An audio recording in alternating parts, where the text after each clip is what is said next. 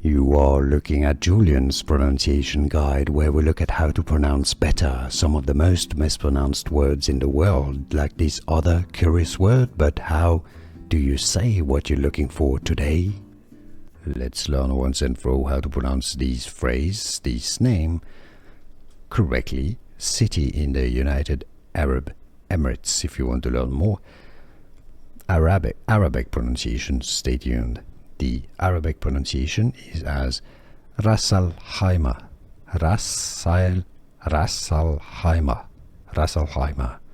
In English, however, the pronunciation is usually as Ras Al Khaimah, Ras Al Khaimah. English pronunciation from Arabic, Ras Al Khaimah. Here are more videos on how to pronounce more confusing words and names too many mispronounced. Like this video if you found it useful. I appreciate your support. I'll see you soon and thanks for watching.